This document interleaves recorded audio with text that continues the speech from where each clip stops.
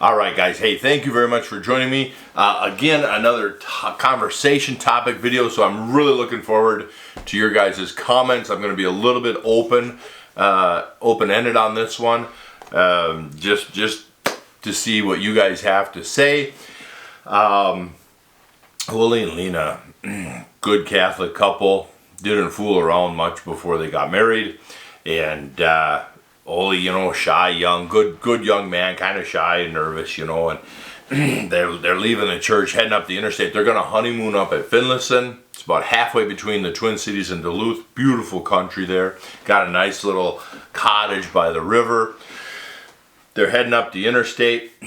Ollie, he kind of trying to, it's their wedding day, honeymoon tonight, and he's testing, and so he kind of reaches over and puts his hand on her knee for a few minutes, a little risque for them too, but what the heck, they're now married, and so he rubs her knee and then pulls his hand back, and a few miles later he puts his hand on her knee and starts moving up her thigh a little bit. Well, by the time they get to North Branch, they're almost halfway there, and by now he's halfway up her thigh.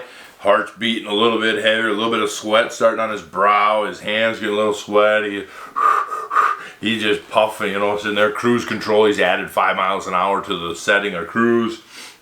They're almost to their exit. They're almost to the exit. He's got his hand right at the very top of her thigh, and he's in his head. He's like, oh, I should try. She hasn't stopped me yet. I should try and swipe up a little bit, and cop a little more feel. And and he kind of starts to chicken out and shy up, and he starts to pull his hand back. And Lena, she reaches over, she grabs his hand and puts it back, and she says, Ollie, you can go a little further if you want to. So he drove to Duluth. So Glenn Beck, one, I have to applaud Glenn Beck because he is this voice for the farm-to-table movement. He's a great voice for small farms. He's not advocating because he's not a farm spokesperson. It's just in his talks about what's happening with world governments and all this stuff right now, he, as an effect of that, or a side conversation, he is always preaching, support your local farmers. If you see a food stand, buy from them. Don't go to your big Walmart grocery sections. Find a local farmer that has livestock and become friends with them and figure out how to keep both of your works together to make sure both of you have full freezers all the time. And because there's going to be a day where the grocery stores won't have food. And I believe him on that. Now, some of the other pictures he paints are very... He does a great job, and the common thread of all of them is because of this, all these countries trying to become this one world order under the guise of green, climate change, green initiatives, and things like that, and even under the COVID, the rules and regulations that they're trying to shove through on some of these COVID packages have nothing to do with COVID. It just has more to do with tyrannical takeovers around the world. And so he makes very compelling arguments. So his first argument is that there will be no beef in the future. And so he cites, because of the green laws and regulations, the monopolizing and consolidation of corporations in the beef industry, because of lab-grown meats and plant-based meats. Well, we can already debunk the lab-grown meat, because remember how that was shoved. We had several years of social media just hammering, on the cattle industry about how horrible cattle are for the climate and how great this lab-grown meat is. And there was a lot of fear on the forums from the cattle producers of like, what are we going to do? How are we going to compete against it? Well, a year later, it seemed to be kind of a flash in the pan. I don't know. I haven't heard anybody saying, well, because of lab-grown meats, Billy, we have to sell the herd. I don't think they affected the beef industry at all at this point.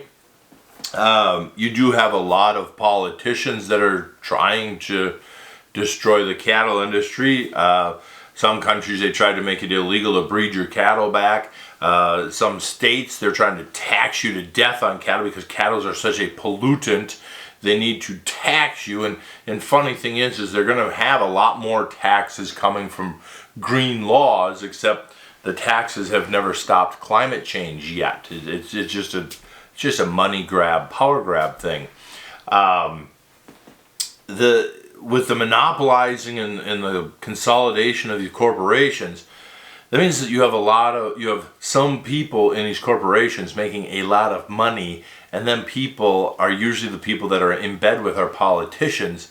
And so I don't know how you would ever get rid of that industry.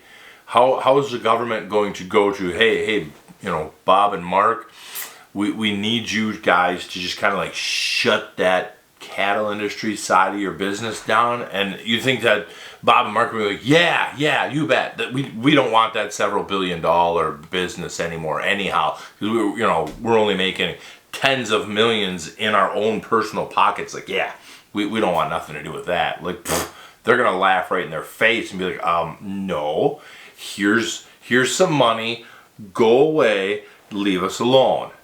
I can't see how that's going to happen. I can't see that if you ever got to the point that the government's going to come out to your farm and starts going from farm to farm, destroying herds of cattle and making it illegal to sell cattle to your neighbors. I hope before it gets to that point, or maybe that's the catalyst, but I hope when it is there that we've had a revolution to wipe out most of Washington politicians and we've cleaned house. And so I don't know how you can get rid of the cattle industry. I just don't know how. I can't see it, but that's where I'm looking forward to your guys' comments. Farmers headed to serfdom.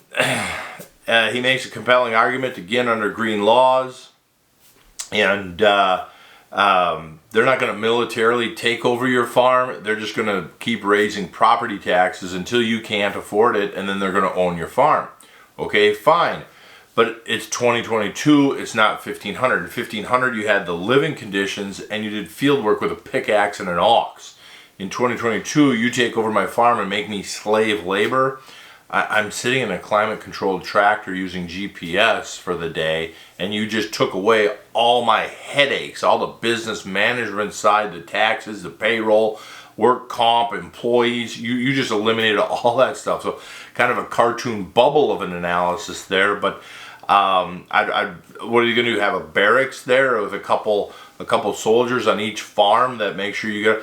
So I get up at 3:30. I'm going to go out there, make sure that they get up on time, to then make sure that I'm up on time, because I'm going to be up long before they're going to be up. So then they can make sure that I get up on time and that I'm back to work. You know what I mean? Like, how is serfdom ever going to work? We can paint this very Atlas Shrugged, George Orwellian parallel that we're at right now with everything going on and the use of COVID and Green New Deal to pass a bunch of laws that have nothing to do with either of them issues, but the tyrannical takeover for those world governments. But I don't see how farm slavery can even happen. I'm curious what you guys' thoughts on that one would be. The last one is farmers are raking in the dough. If you take a snippet in time, in 2020, yep, farm income was up 4.6% according to the USDA.gov, but 21 was down. But if you just look at 20, you could say, look at all the money farmers are raking in.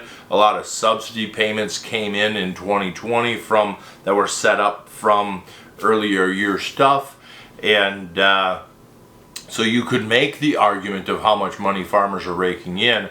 My response back to that would be, look at the industry in a whole. Since 1935, how many acres does the average farm family need to make a living? What has input costs done per acre? How many dollars or percentage of a bushel does a farmer spend at the commercial retailer to put in a crop, over the last, since 1935? What's it? How many acres today does it take to make a living versus back then? I look at my grandpa. He made a living on a couple hundred acres and raised a family and put them kids through college. That same couple hundred acres today is a weekend hobby. That unless you're farming that by the square foot with garden tractors, making produce gardens and being very retail off the farm in just general crop farming practices, that couple hundred acres, it's a weekend hobby. You're not making much money at all. And what's happened to markets, the consolidations of all that other stuff. And so I'm just going to leave it right there, guys. That's my quick thoughts on his statements and my kind of questions back. Like show me the money in farming, I guess, is what I'm trying to say there, because it's just not so there. And so I look forward to your guys' comments on this one, and let me know what your thoughts are, and thank you very much for watching.